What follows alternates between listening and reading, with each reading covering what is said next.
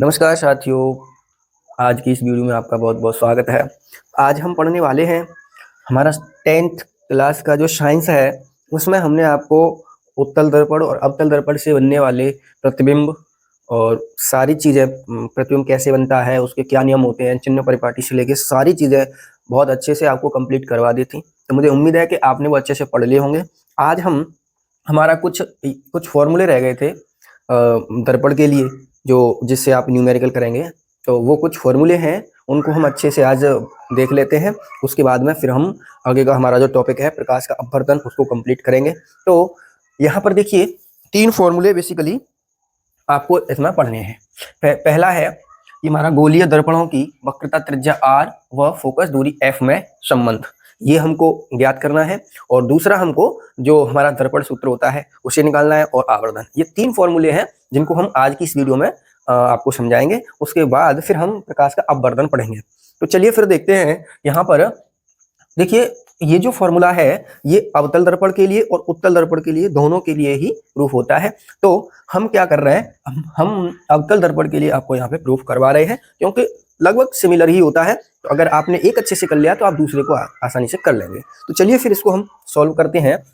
देखिए एक चीज और आपको ध्यान रखनी है, जो हमारा दर्पण सूत्र होता है वो दर्पण सूत्र प्रूफ करने के लिए पहले पेपर में आता था, लेकिन अभी उसका जो प्रूफ है वो आपके कोर्स से हट गया है। तो आपको ये जो एफ और आर में जो रिलेशन है, इसको प्रूफ करने के लिए पूछ सकता है, इसीलिए मैं आपको इसे प्रूफ करवा रहा हूं। तो आप ध्यान से इसको देखिए।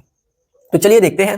तो सबसे पहले अवतल दर्पण। तो देखिए हमने क्या किया, ये एक हमने अवतल दर्पण लिया। ये क्या है, अवतल दर्पण है, ठीक है। तो अवतल दर्पण पर हमने कोई ए बी प्रकाश की किरण आपतित करी है, और आप जानते हैं जो भी प्रकाश की किरण मुख्य अक्ष के समांतर आपतित होती है वह दर्पण से परावर्तन के पश्चात उस दर्पण के मुख्य फोकस से होकर चली जाती है। तो देखिए ये ए बी किरण ऐसे इस पर आपतित हुई, और ये कहां से चली गई, ये फोकस से होकर चली गई। अब हमने क्या किया, यहां से इसको ऐसे मिला दिया।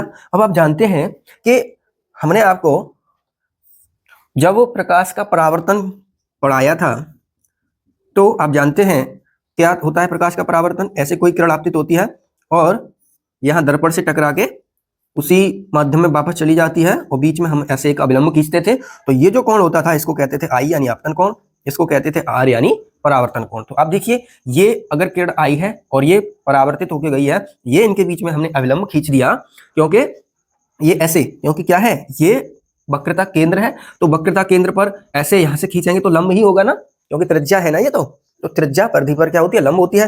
तो ये लंब जैसे यहाँ होता है वैसे यहाँ पर है। तो ये अविलंब और आपतित किरण के बीच में कौन हो गया, आई यानी आपतन कोण, और ये अविलंब और परावर्तित किरण के बीच में कौन हो गया, आर। ठीक है। तो हम यहाँ पे लिखेंगे। तो सबसे पहले हमको कैसे लिखना होता है, माना एक अवतल दर्पण जिसका जो द्वारक है वो M1 या तो M1 M2 है या Mn है, जिसका मुख्य फोकस क्या है, F है, ठीक है। और इसका ध्रुव P है, वक्रता केंद्र C है। इस पर कोई AB प्रकाश की किरण आपतित होती है तो वह परावर्तन के पश्चात उसके फोकस से चली जाती है। ये सब लिख देंगे। उसके आगे फिर हम लिखेंगे कि यहां हम लिखते हैं कोण ABC आपतन कोण व कोण BCF परावर्तन कोण है। और आप जानते हैं परावर्तन का नियम क्या होता है कि आपतन कोण परावर्तन कोण के बराबर होता है, ठीक है। अर्थात क्या होगा कि कोण ABC बराबर होगा कोण BCF के।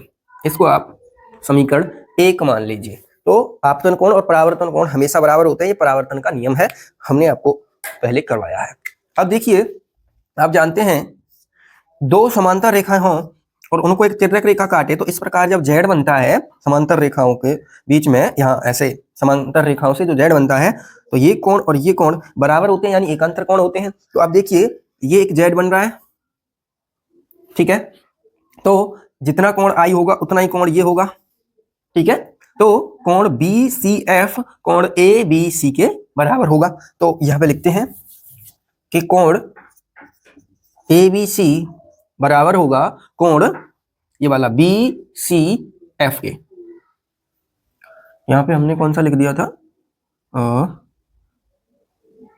बी सी एफ, अच्छा ये गलत लिख दिया, ये सी बी एफ लिखना था ना, C B F, C B F लिखेंगे इसको, कोण सी बी एफ।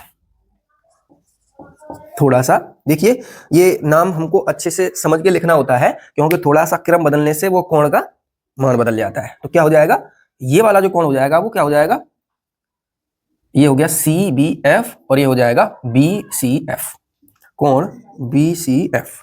इसको मान लीजिए समीकरण 2। अब आप देख रहे हैं यहाँ पे कि समीकरण 1 और समीकरण 2 में जो लेफ्ट हैंड साइड है वो बराबर है। तो जब एक साइड बराबर है तो दूसरी साइड हम बराबर कर सकते हैं। तो हम लिखेंगे समीकरण 1 व 2 से ये दोनों कोण भी बराबर हो जाएंगे। जब लेफ्ट हैंड साइड बराबर है तो राइट हैंड साइड भी बराबर हो जाएंगी। तो कोण क्या हो जाएगा, बी सी एफ बराबर हो जाएगा कोण सी बी एफ के। तो इसका मतलब क्या हुआ, बी सी एफ कहाँ है हमारा, बी सी एफ कहाँ है, बी सी एफ यानी ये वाला कोण किसके बराबर हो गया, कोण सी बी एफ के, यानी सी बी एफ के, यानी ये वाला कोण और ये वाला कोण हो गया बराबर। अब आप जानते हैं कि जो हमारे बराबर कोण होते हैं उनके सामने की भुजाएं भी बराबर होती हैं। तो हम क्या लिख सकते हैं, अतः बराबर कोण के सामने की भुजाएं भी बराबर होती हैं। अतः अर्थात इन दोनों कोणों के सामने की भुजाएं भी बराबर होंगी। इसका मतलब है इस कोण के सामने की भुजा ये वाली और इस कोण के सामने की भुजा ये वाली, ये भी बराबर होंगी। तब हम क्या कह सकते हैं कि जो सी एफ होगा वो बी एफ के बराबर होगी भुजा। तो सी एफ बराबर बी एफ, ये बात आपकी समझ में आ गई, ठीक है। तो बिल्कुल आसान है, बस थोड़ा सा ध्यान से समझना है। तो हमने क्या कर लिया, यहां से बी एफ जो भुजा है उसको सी एफ के बराबर कर लिया, ठीक है। अब यदि दर्पण का जो द्वारक है वो छोटा हो तो क्या होगा, देखिए अगर दर्पण का जो द्वारक ये वाला, ये इसका जो गेट है ये अगर छोटा होगा तो क्या होगा, देखिए यहां पर ये ऐसे होगा, देखो ऐसे सीधा होता जाएगा, मतलब ये जो इसका मुंह है और छोटा हो जाए और छोटा हो जाए तो क्या होगा, ऐसा होगा, ऐसा होगा, मतलब इससे छोटा होता जाएगा। तो अगर ये मान लीजिए इतना सा हो, इतना सा, ठीक है, तो ये प्रकाशीय किरण यहां होगी, ठीक है, और छोटा हो तो यहां से ऐसे आएगी, ऐसे, फिर यहां होगा तो ऐसे आएगी, यहां होगा तो ऐसे आएगी, यहीं से। तो कहने का मतलब है जैसे जैसे दर्पण का द्वारक छोटा होता जाएगा वैसे वैसे किरण आगे जाती जाएगी। तो दर्पण का जो द्वारक बहुत छोटा होने के लिए क्या होगा, ये जो किरण है हमारी बी एफ ये पी एफ के ही बराबर होगी, ठीक है। तो हम लिखेंगे यदि दर्पण का द्वारक अत्यंत छोटा हो या अत्यंत सूक्ष्म हो, बहुत छोटा हो तो क्या होगा, जो हमारी बी एफ भुजा है वो बराबर हो जाएगी पी एफ के। ये बात आपकी समझ में आ गई। मैं दोबारा से बता रहा हूं, दर्पण का द्वारक छोटा हो जाएगा। देखिए अगर ये दर्पण मान लीजिए इतना सा होता यहां तक, तो ये प्रकाश की ये जो किरण है वो ऐसे होती, और ये जो किरण ऐसे आ रही है ये कहीं यहां से आती, और छोटा होता तो यहां से आती, और छोटा हो यहां से, और अत्यंत सूक्ष्म होने के लिए बिल्कुल इस पी एफ के ही बराबर हो जाएगी। ये बात आपको अच्छे से समझ में आ गई होगी। अब हम देखते हैं, अब हम यहाँ पे समझेंगे। अब हम लिखते हैं, देखिए ये वक्रता केंद्र से पी तक की जो दूरी होती है, ध्रुव तक की दूरी है, उसको क्या कहते हैं, वक्रता त्रिज्या यानी आर। क्योंकि हम जानते हैं, हम ऐसा बोल सकते हैं कि पी सी बराबर यहां से यहां तक जो मान होगा इसके और इसके योग के बराबर होगा, यानी C F plus P F, ठीक है, यहां तक लिख लिया। अब देखिए सी एफ बी एफ के बराबर है, ठीक है। समझना, इसको मैं लिख देता हूं समीकरण 3 और इसको लिख देता हूं मैं समीकरण 4।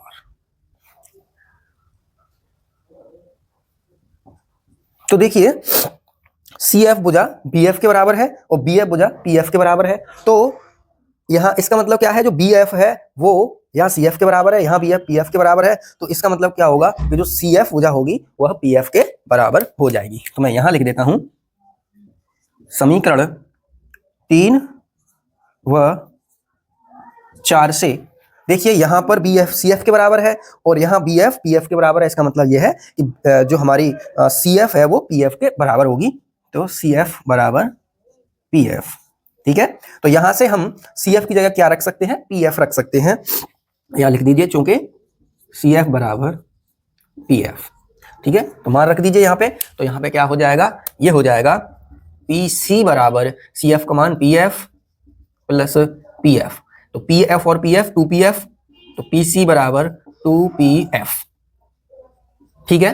अब देखिए पी एफ क्या है, ध्रुव से फोकस तक की दूरी। और ध्रुव से फोकस तक की दूरी को क्या कहते हैं, फोकस दूरी, जिसको एफ से व्यक्त करते हैं। और ध्रुव से वक्रता केंद्र तक की दूरी क्या होती है, वक्रता त्रिज्या, जिसको हम क्या कहते हैं, यहां लिख देते हैं चूंकि पी एफ बराबर एफ और सी पी सी बराबर आर। तो क्या हो जाएगा, यहां से पी सी की जगह हो जाएगा आर और 2 और पी एफ की जगह आ जाएगा एफ। तो ये जो रिलेशन होता है इसी को हम कहते हैं गोलीय दर्पणों की वक्रता त्रिज्या आर व फोकस दूरी एफ में संबंध। इसको आप चाहें तो ऐसे लिख सकते हैं कि एफ का मान निकालेंगे तो ये नीचे आ जाएगा, एफ बराबर आर बटा 2। यानी ऐसे बोल सकते हैं हम कि जो वक्रता त्रिज्या होती है वो फोकस दूरी के दोगुने के बराबर होती है, या फिर ऐसा बोल सकते हैं कि फोकस दूरी वक्रता त्रिज्या के आधे के बराबर होती है। तो दोस्तों मुझे उम्मीद है कि आपने इसे अच्छे से समझ लिया होगा, क्योंकि ये आपके बोर्ड एग्जाम में पूछा जा सकता है इसका प्रूफ। क्योंकि जो दर्पण सूत्र होता है उसका प्रूफ आपके एग्जाम से, मतलब आपके कोर्स से उसका जो प्रूफ होता है वो हटा दिया है, तो ये ज्यादा इंपॉर्टेंट हो जाता है। तो मुझे उम्मीद है आपको अच्छे से समझ में आ गया होगा। अब आप क्या करेंगे, आप उत्तल दर्पण के लिए इसको प्रूफ करेंगे, और अगर आप उसको नहीं कर पा रहे तो मुझे आप कमेंट कर देना, मैं उसके लिए भी एक वीडियो बना दूंगा। तो चलिए फिर अगला देखते हैं। तो चलिए अब हम आगे का देख लेते हैं। तो आगे हमारा है गोलीय दर्पण के लिए यूवीएफ में संबंध। तो देखिए गोलीय दर्पण के लिए यूवीएफ में संबंध, जैसे आप जानते हैं कि कोई भी आप दर्पण लेंगे, कोई भी दर्पण, मान लीजिए ये एक दर्पण है, तो यहाँ पर मान लीजिए अभी कहीं पर भी हम कोई वस्तु रख लें, ये दर्पण का ध्रुव है, ठीक है। मान लीजिए मैंने वस्तु को यहाँ रखा और यहाँ ऐसे टकरा के ऐसे मान लीजिए एक किरण चली गई, एक किरण ऐसे चली गई। अब ये मान लीजिए ये फोकस से होके जाएगी, ये वक्रता केंद्र से मान लीजिए गई है, तो अब आप जानते हैं इसका प्रतिबिंब यहाँ पे बनेगा। तो कहने का मतलब यू भी एफ, यानी ये एफ और यू, यानी जो वस्तु यहाँ पर, यहाँ ध्रुव से वस्तु तक की दूरी को क्या कहते हैं, यू, और जो प्रतिबिंब बना है यहाँ तक की दूरी को कहेंगे v। तो इन तीनों में क्या रिलेशन होगा, उत्तल दर्पण हो या अवतल दर्पण हो, दोनों के लिए। तो उसको ये फॉर्मूला व्यक्त करता है, जहां क्या है, जहां f क्या है, फोकस दूरी, और v प्रतिबिंब की स्थिति, प्रतिबिंब की स्थिति, और u है वस्तु की स्थिति। तो इन तीनों में जो रिलेशन है वो ये हमारा दर्पण सूत्र है, इसे दर्पण सूत्र कहते हैं, ठीक है। फिर है हमारा आगे रेखीय आवर्धन। तो देखिए रेखीय आवर्धन बेसिकली क्या है, तो रेखीय आवर्धन है हमारा किसी बिंब का प्रतिबिंब कितना गुना बड़ा या छोटा है, यही प्रतिबिंब का रेखीय आवर्धन कहलाता है, ठीक है। या तो इसको दूसरे शब्दों में ऐसे कह सकते हैं, प्रतिबिंब की लंबाई तथा वस्तु की लंबाई के अनुपात को रेखीय आवर्धन कहते हैं। मान लीजिए वस्तु यहाँ पर, ये जो लंबाई थी यहाँ से यहाँ तक, इसको हमने इसको क्या लिया है, या इसको लेते हैं हम ओ। तो इसकी जो हाइट है या लंबाई है वो है मान लीजिए ओ, और जो प्रतिबिंब है ये इसकी जो हाइट है वो है आई। तो इन दोनों का अनुपात यानी आई अपॉन ओ, ये क्या हो जाएगा, रेखीय आवर्धन हो जाएगा। या दूसरे शब्दों में इसको ऐसे कहें कि प्रतिबिंब की स्थिति, तो प्रतिबिंब की स्थिति मान लीजिए क्या है, v, ठीक है, और वस्तु की स्थिति वो क्या है, u। तो ये क्या कहलाएगा, ये कहलाता है आपका रेखीय आवर्धन, या तो I अपॉन O। तो ये जो फॉर्मूला है माइनस का v अपॉन u बराबर I अपॉन O, ये हमारा कहलाता है रेखीय आवर्धन। इसमें कुछ महत्वपूर्ण चीजें हैं जिनको आपको समझना चाहिए। यहां से 1 नंबर का क्वेश्चन बनता है, ठीक है। तो क्या है कि उत्तल दर्पण के लिए आवर्धन सदैव धनात्मक व 1 से कम होता है। अब ये क्यों होता है, केवल रटना नहीं, आपको समझना है। तो देखिए उत्तल दर्पण से हमने आपको जब प्रतिबिंब बनवाए थे तो वहां पे क्या बताया था कि उत्तल दर्पण के सामने कोई वस्तु किसी भी स्थिति में रखी हो, उसका जो प्रतिबिंब होगा वो कहां बनेगा, फोकस और ध्रुव के बीच। तो कैसा बनता है, वो छोटा बनता है। तो आप बताइए, पहली चीज तो ये है कि प्रतिबिंब वहां पे कैसा होता है, आभासी, और उत्तल दर्पण से प्रतिबिंब बनता है हमेशा दूसरी साइड। आप देख लेना, पिछली वीडियो में मैंने बहुत डिटेल में आपको करवाया है कि वो पीछे की साइड बनता है दर्पण, है ना, वस्तु की ओर नहीं बनता, वस्तु के दूसरी ओर बनता है, मतलब उस दर्पण के। तो यहाँ इधर इधर बनेगा तो इधर बनता है। तो चिन्ह परिपाटी में क्या बताया है कि जो हमारा ध्रुव होता है, ध्रुव से आप जब इस दिशा में आपतित किरण की दिशा में चलते हैं तो जो वैल्यू होती है वो पॉजिटिव होती है, ठीक है। तो यहाँ पर जो मान होगा उसका वो कैसा होगा, धनात्मक होगा, ठीक है। तो जब धनात्मक होगा तो फिर क्या होगा, जब धनात्मक है, v का मान धनात्मक है, u का मान तो हमेशा ऋणात्मक ही होता है, ठीक है। तब v का मान यदि ऋणात्मक होगा तो यहां पर u का मान हो जाएगा ऋणात्मक और v का मान होगा धनात्मक, तो माइनस से माइनस कट जाएगा और कैसा आ जाएगा, पॉजिटिव आ जाएगा, ठीक है। तो जब पॉजिटिव आएगा तो यही चीज तो हमने लिखी है कि आवर्धन सदैव कैसा होता है, धनात्मक होता है। अब एक से कम क्यों होता है कि प्रतिबिंब जो बनता है वस्तु से हमेशा छोटा बनता है। तो अब बताइए v का मान कैसा हो जाएगा, छोटा, और u का मान हो जाएगा बड़ा। तो जब छोटी संख्या में बड़ी संख्या से भाग लगाएंगे तो वो एक से हमेशा कम ही आएगा। फिर देखिए यहाँ पे एक पॉइंट और लिखा है, आवर्धन के मान में धनात्मक मान बताता है कि प्रतिबिंब आभासी और सीधा है। तो धनात्मक मान क्या बता रहा है कि प्रतिबिंब आभासी है और सीधा है। क्यों, क्योंकि देखिए जब धनात्मक चिन्ह आएगा इसका मतलब क्या है कि वस्तु तो हमेशा दर्पण के बाईं ओर ही रखी जाती है, तो वो नेगेटिव होती है उसका मान। तो प्रतिबिंब आपतित किरण की विपरीत दिशा में चलेंगे, नेगेटिव। तो वो जो u का मान जो नेगेटिव होता है इस नेगेटिव चिन्ह को क्या करेगा, काट देगा, माइनस माइनस काट देगा, और v का मान कैसा आ जाएगा, पॉजिटिव। और पॉजिटिव हमेशा मतलब आभासी को ही व्यक्त करता है। ये मैंने बहुत डिटेल में आपको सारी कंडीशनें बताई है पिछली वीडियो में, आप उसको देख लेना। और ऋणात्मक चिन्ह बताता है कि प्रतिबिंब आभास मतलब कैसा है, वास्तविक है और उल्टा है। क्योंकि वास्तविक जो प्रतिबिंब होगा वो नेगेटिव होगा, क्योंकि वो जिधर ऐसे ये जो ये वाला है, ये आप देख रहे हैं, तो इसको जब दूरी मापेंगे ध्रुव से तो कहां चलेंगे, आपतित किरण की विपरीत दिशा में, तो वो कैसा होगा, नेगेटिव, ठीक है। इधर चलेंगे तो इसका मान नेगेटिव होगा और u का मान भी नेगेटिव होगा, तो नेगेटिव से नेगेटिव कट जाएगा और ये माइनस क्या है, m का मान ऋणात्मक आ जाएगा। तो हमें पता चल जाएगा कि ये कैसा है, ये वास्तविक है। और वास्तविक प्रतिबिंब हमेशा कैसा होता है, उल्टा ही होता है। तो ये जो फॉर्मूले थे ये हम न्यूमेरिकलों में आगे यूज करेंगे। तो मुझे उम्मीद है कि आपको अच्छे से समझ में आ गए होंगे। कल जो अगला वीडियो है वो हमारा पूरा होगा अपवर्तन का। तो यहां तक अब आपका ये अच्छे से कंप्लीट हो चुका है। इसके न्यूमेरिकल वगैरह जो इंपॉर्टेंट न्यूमेरिकल है वो उसके लिए मैं एक वीडियो बना दूंगा, तो आप उनको कर लेना, बस कहीं पर भी कोई दिक्कत नहीं आएगी और आपके एग्जाम में वहीं से कोई क्वेश्चन आ जाएगा। तो चलिए फिर ठीक है, आप अच्छे से अपनी पढ़ाई को करते रहिए और बस जो चीजें हम आपको बता रहे हैं उनका ध्यान रखिए। बोर्ड में बहुत अच्छा रिजल्ट आप लेके आ सकते हैं। चलिए फिर मिलते हैं अगली वीडियो में। जय हिंद, वंदे मातरम।